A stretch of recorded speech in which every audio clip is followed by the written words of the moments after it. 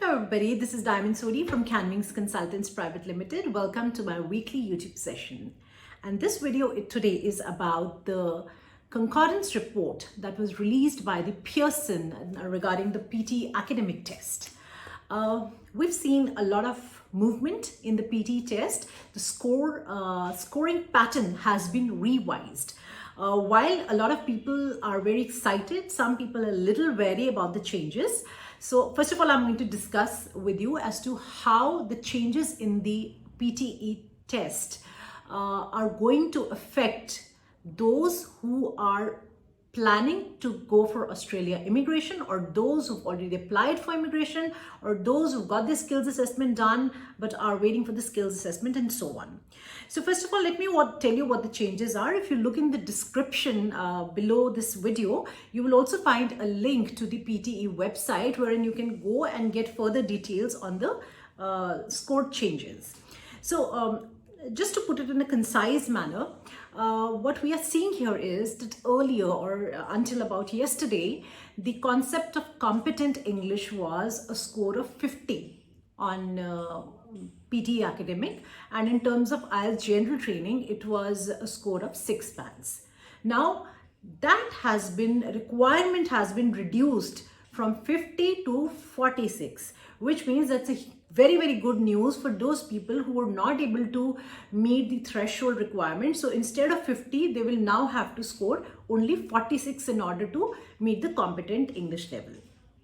Those who were looking at proficient English, that is a score of 7 in general training, they needed 65 in PT academic, which has now been slightly taken up to 66. So there's a marginal increase there, not much of a change. And then we are looking at those who are looking at superior English, that is in terms of IELTS general training, it was a score of 8. And in terms of PT academic, it was a score of 79, which has been taken up to 84. So we see a considerable change, and I can tell you that there's a lot of difference. I mean, it can be very difficult to achieve 84. There's a lot of difference between 79 and a target of 84. So that is basically the change we were talking about. Now, another interesting thing that has happened is that for Australia migration, the spouse usually needs to prove a functional level English proficiency. In case the spouse had a qualification obtained in English medium, then the spouse is exempted from IELTS or PT. But in case they didn't have it, earlier they were required to score 30, a score of 30 overall in PTE, which has been reduced to 23. So we see a huge drop there as well, which means if your spouse is not very proficient in English, so the requirements for English has gone down for the spouse. So let me also tell you here that though it is not mandatory for the spouse to take the English proficiency test, we have seen situations where the spouse neither has a qualification in English medium nor is or was keen on taking the English proficiency test and had been asked to pay the second VAC, so they have a leverage there. Now, the interesting question is that with the changes, with this proposal that has come up, will the requirements for the score be changing? Now, first of all, I want to make it clear to everybody that if you think that these changes are going to be with effect from today or tomorrow, that is not happening. We are yet to hear from the Immigration Department of Australia as to whether they will be accepting these scores as it is, or will they be adjusting their concept of competent, proficient, or superior English. This is something we expect to hear in due course of time. This is not something that is going to happen overnight.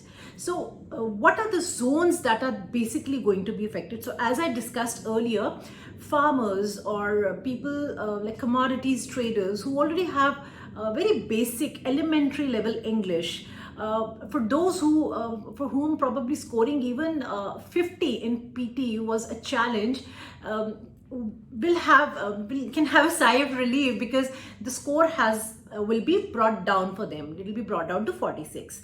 Those who were sitting at just 65 bands, we have seen a lot of applicants who needed 7 each in either IELTS or 65 each in PTE. So just managed to have 65 each across all four. So with the score and the definition of 7 equivalent changing to 66, those are the people who are likely to be affected. And those who are aiming for high points, we've seen a lot of people asking, and I've been discussing this in my video earlier also.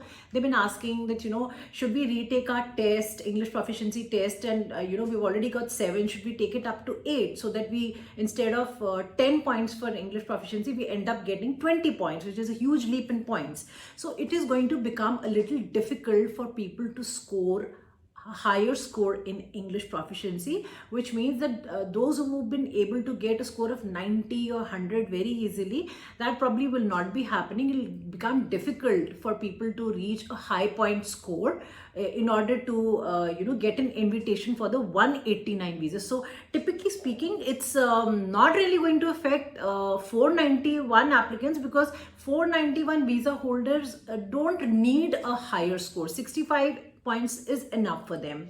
So with the change from the criteria from 79 to 84 for 8 bands and to claim 20 points, it is largely going to affect those applicants who are looking at increasing their scores so that they ended up having a higher score, and so that they would get an invitation to apply for a visa under subclass 189. So I see 189 being affected. I do not see 491 being affected at all.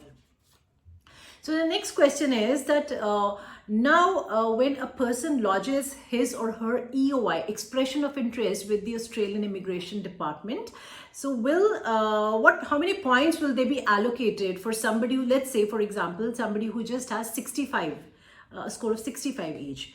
So my answer to that is that there's a lot of uncertainty. We don't have any kind of official confirmation from the Immigration Department yet, or from the states, as to when are they going to implement these changes. But I can tell you with absolute certainty that if anybody lodges an EOI today with 65 bands each, that person will be given 10 points for the proficient thing. And for that matter, even if somebody, let's say, takes the PTE academic test today, tomorrow, let's say on Monday, in the next week, will the person be scored according to this new criteria, or will the person be scored according to the old criteria?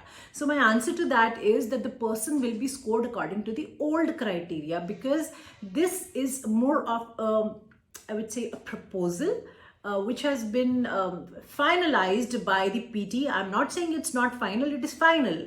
But the Immigration Department is yet to give a go-ahead to this, and there is every possibility that there will be a go-ahead given to this, but there will be a date assigned to it as to from which date onwards the scores obtained will be subjected to the new criteria. And as on today, anybody who's taking the the PTE test will be assessed against the current criteria and not the criteria that have been introduced in the Concord report recently.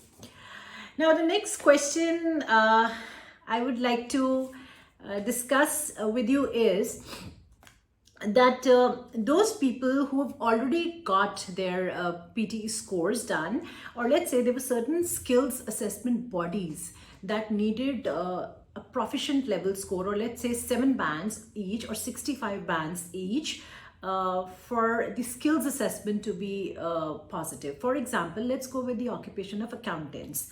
So the bodies that assessed accountants made it mandatory, in addition to the other criteria, the applicant also at the onset needed to prove that they have proficient level English. So in PTE they needed to have 65 points.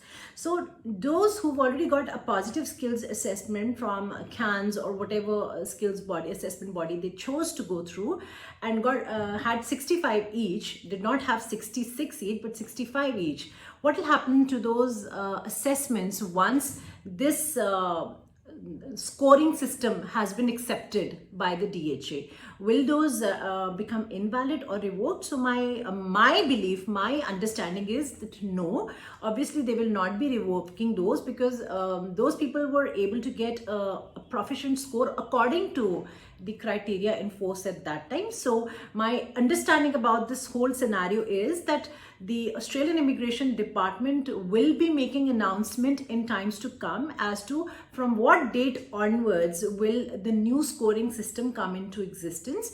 Therefore, anybody who's looking at scoring 8 each should hurry up, because you know that once this scoring pattern comes in place, the ones looking at scoring 8 bands will be adversely affected, whereas those who've been not able to get even a competent score, that is 50 each, have nothing to worry about, because in times to come we are looking at the score being dropped to 46.